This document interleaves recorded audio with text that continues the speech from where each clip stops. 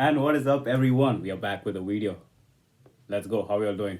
We are going to tier list the After Hours album.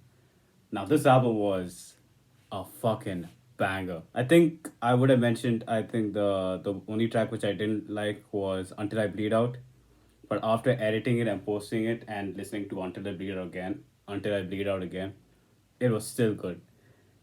And I just loved every single track again. I don't want to mention again and again, but yeah. So we're going to tier list every single track. What's the story behind this album? And yeah, let's get into it. So up first is Alone Again, and let me give you a quick preview of it, how it sounded like. So here it is. Okay, this is starting with. Yeah,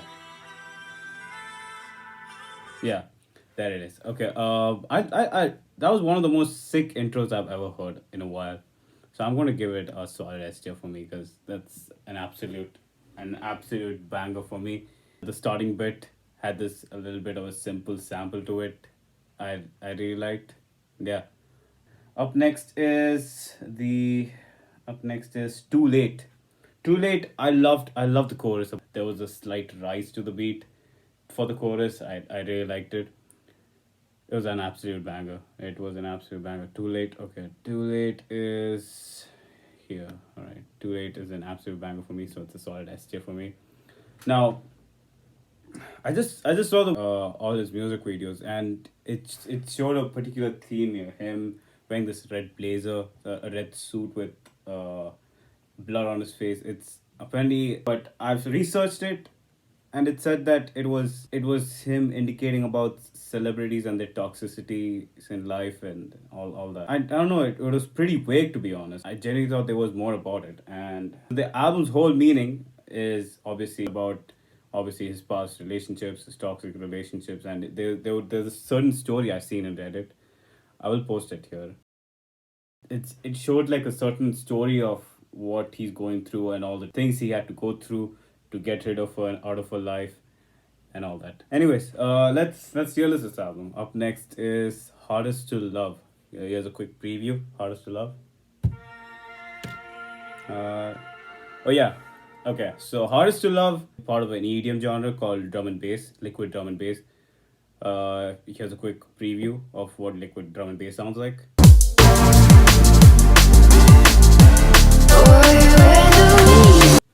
There, and yeah, I'm generally a huge fan of liquid drum and bass and house music.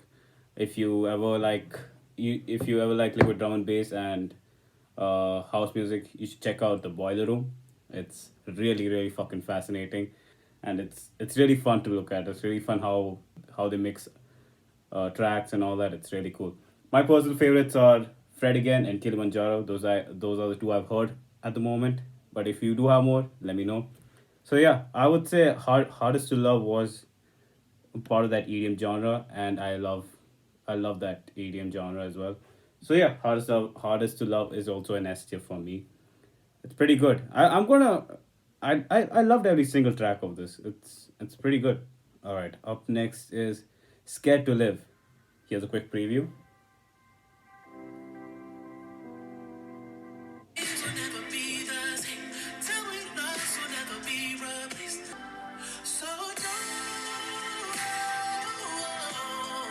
Scared to live again. Oh yeah, S tier, S tier.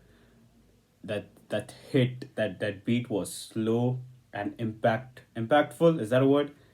And that sample as well was pretty good. Again, I love the chorus. I want to read the lyrics genuinely, but I just honestly get sidetracked every time. I have no idea why. I should get myself checked. All right, Scared to Live is also an absolute S tier for me. Absolute banger. Loved it. All right, up next is Snow Child. Snow Child is a quick preview.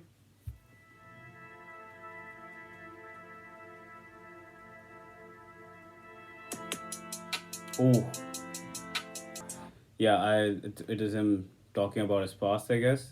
It's good, some good shit. I love that hook.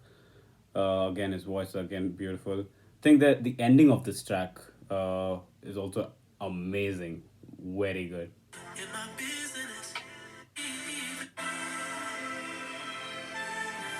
Oh yeah, there it is. Good shit, good shit, good shit. Uh, yeah, Snow Child is also an absolute fucking banger. Up next is Escape from LA. Ooh, yeah, Escape from LA is a. I would give it I would say this is my only the song which was all right to me. Other than that, all of them were really good. All right, up next is Heartless. Um, Heartless, obviously, it was promotion for his album. Love that beat again with Metro Boomin and The Weeknd. That beat though was so good, so fucking fire. I loved it. I actually loved it. It's actually really good. Up next is Faith. I don't really remember how Faith sounded like, so here's a quick preview.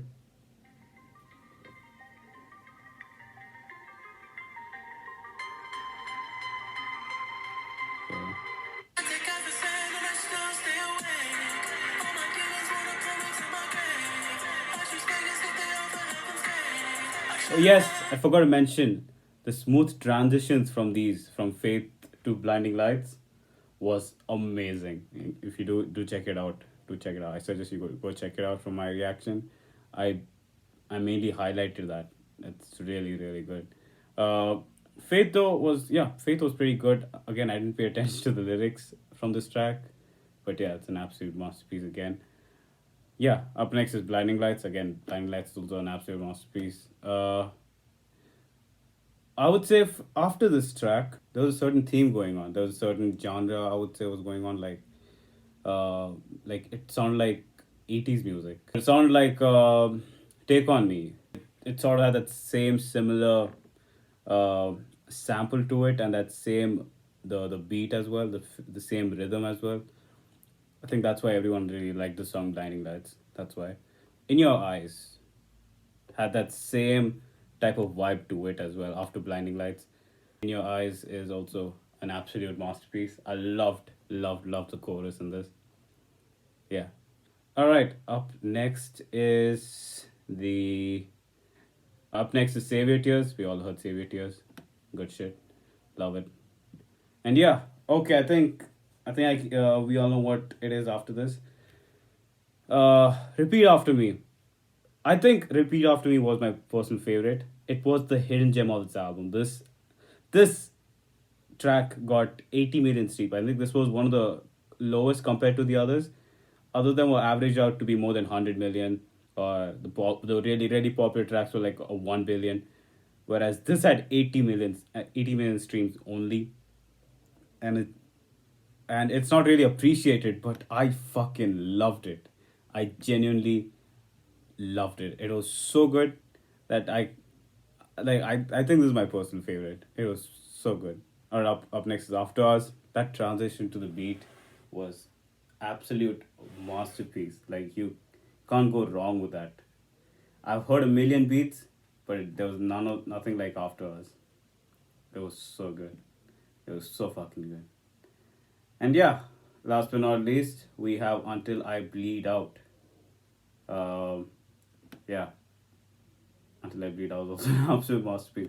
So yeah, I would say this album is a solid S tier for me. This whole album. I mean, my personal favorites again were which I found all right was Escape from LA, Escape to LA. Maybe that's pretty much it. Other than that, I loved every single track from it. Every single track. Yeah, that is it. That is it. I don't know what I'll be reacting to next, but do stay tuned for the next week. I will post again in next Friday. So yeah, stay tuned. I will see you in the next video. Peace and bye.